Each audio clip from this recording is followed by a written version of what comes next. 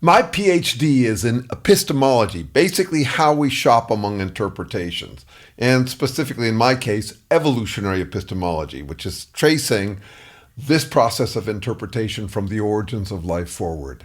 I am also a psychoproctologist. I coined the term. I had to choose a light name for a serious topic. I don't think you can be an expert at psychoproctology. The people who have claimed to be experts tend to be the proctologically inclined. That is, for example, Hitler considered himself an expert at deciding who was and who wasn't an a-hole.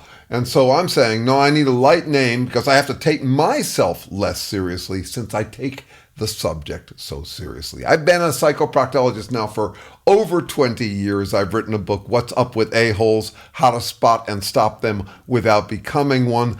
And I gotta tell you, I've come up with lots of different approaches for dealing with these people there's no talking to.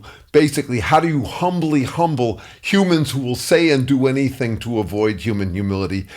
And I'm not satisfied with any of our solutions. That's why I keep on coming up with new ones, because I don't think what we're doing is apparently enough. And I think this problem is going to come up over and over. It has throughout human history, and it's bound to more and more as we enter this difficult era and are in the midst of the touchy 2020s. So I came up with a new one recently, and it was in response to one that is often touted as a appropriate, popular, healthy approach to dealing with people there's no talking to. It's called street epistemology, and I love it. I think it's great as far as it goes. But I can always look at the upsides and downsides of any of these strategies, so I want to look at the downsides of this one as well. So street epistemology is you go and talk with people about how they formed their beliefs, how they came to their assumptions. And it's a great approach that you can use with people who are somewhat receptive to talking about how they came to their beliefs. And I use it a lot. At the same time, I think it's sort of limited utility when we're dealing with Trumpists. Because Trumpists don't really believe what they claim to believe.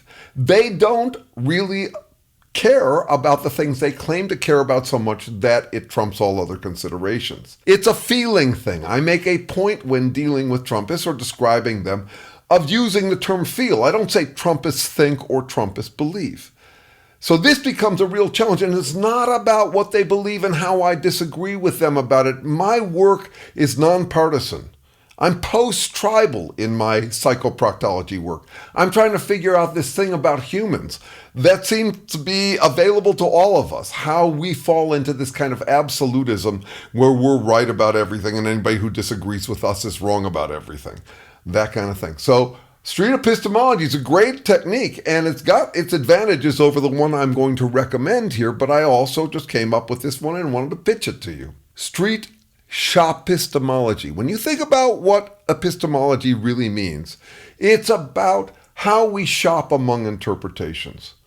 And there are great parallels between what we do when we're out buying and what we do when we decide to believe something or fall into a belief. They're very similar. There's lots of parallels. For example, we tend to buy what's trendy. And that's true of ideas as well. We tend to buy what's locally popular. Street shopistemology treats the beliefs like purchases. Imagine you know this person who is going through a midlife crisis, a guy, and he buys a red sports car. What kind of questions would you ask that person if you wanted to understand what's going on with them? Would you ask them about the specs on the car and why he chose that one over some other red sports car? You might, and that would be the cordial, appropriate way to deal with them. But here we have greater pressure than just the kind of conversation you'd have with a neighbor who's trying to keep up with the Joneses and deal with his midlife crisis. Here we're dealing with a crisis, and so as a result, I want to approach them with a more confrontational style by asking them about their motivations, what I'd call their e-motivations, their emotional motivations for having bought the red sports car that is MAGA. I do think for men in their midlife and older, make America great again isn't really the point. It's make aging go away. So I think there is a parallel when we're talking about that particular demographic. They have bought a red sports car. That is the Trump movement. I mean, it's even red, right? Okay? And they're into the flash of it. The reason I'm convinced they don't care about what they claim to care about is because they keep changing what they care about in this tantrum that they're throwing against the dying of the light. That is, that they're aging, or that the world isn't the world they expected next. You'll notice that Trumpists always demand change in others.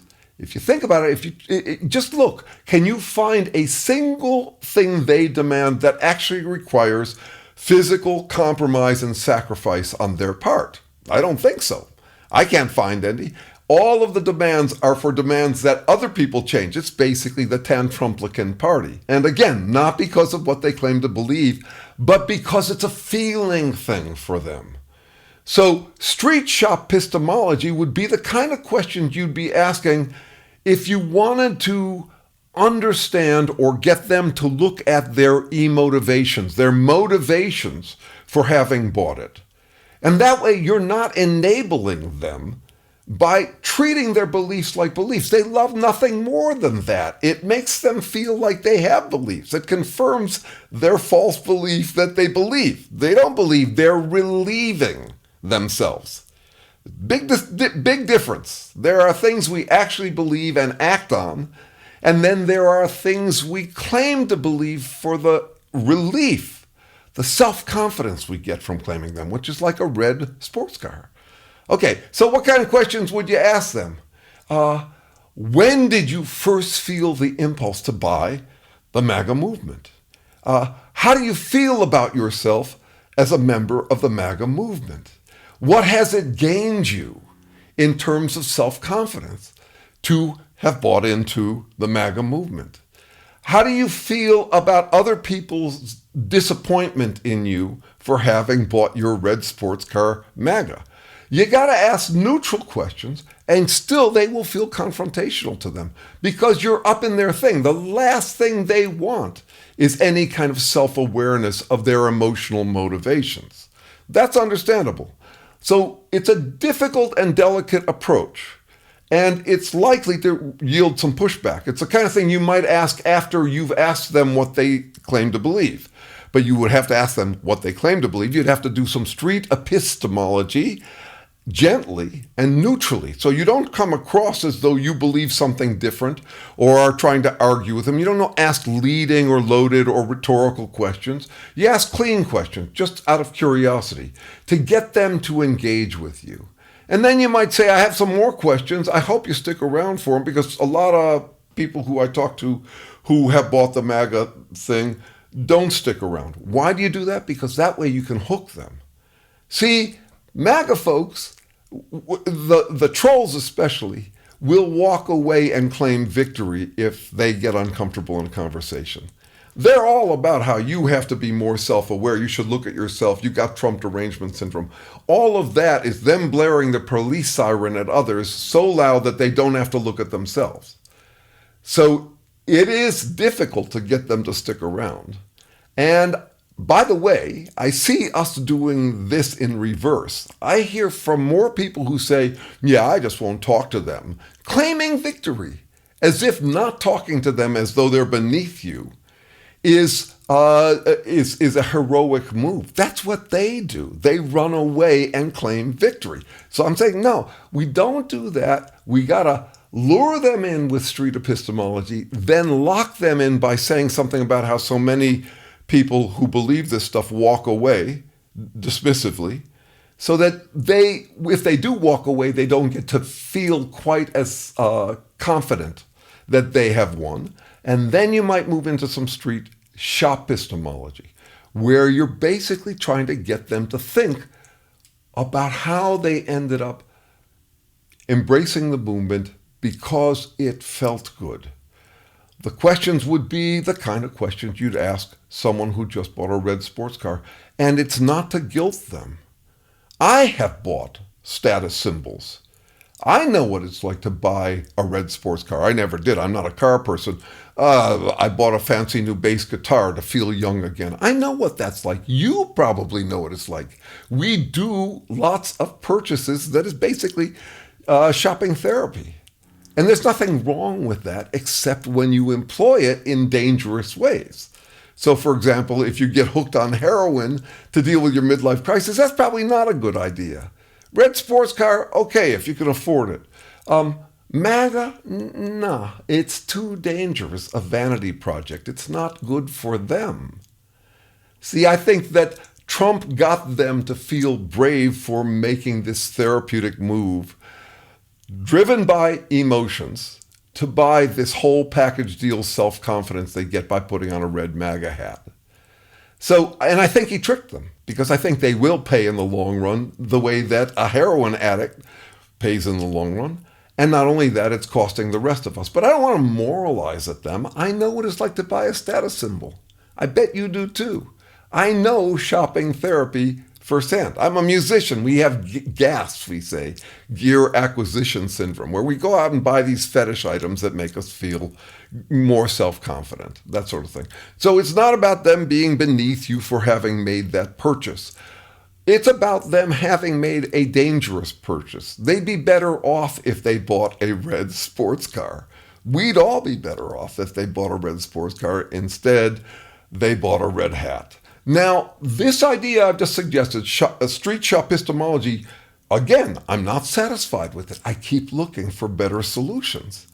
I keep looking for better approaches for dealing with people, for engaging with people there's no talking to, because what we're doing is apparently not enough. So I'm not impressed by this and selling this as the formula and the answer and all of that, but I am still looking. And I invite you to look with me and others, because we have this study group that meets every other Sunday, 9 o'clock California time. It meets for free. It's people who are dealing with this question.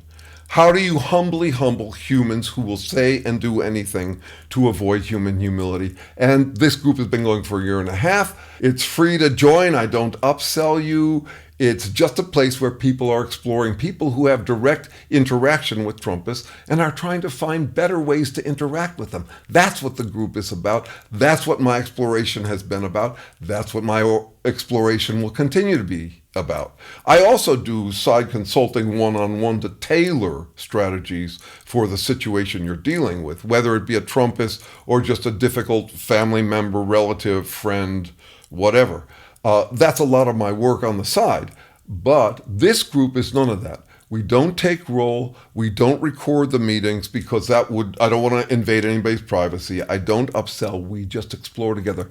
If you're interested in it, email me and I'll put you on the mailing list. And you don't have to show up, but you're invited to join. And if you need any consulting help on dealing with a particular absolutist, I'm a psychoproctologist and I study that. And I'm always looking for better solutions because, again, we need to.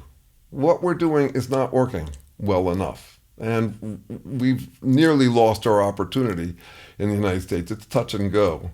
I remain on the fence about whether democracy will beat this absolutist movement before this absolutist movement beats democracy. It's a time when we really need to focus on some psychoproctological issues together. I hope you'll join us in that group and get in touch with me. And in the meantime, subscribe and like and comment and all that usual stuff. Thanks for listening to me.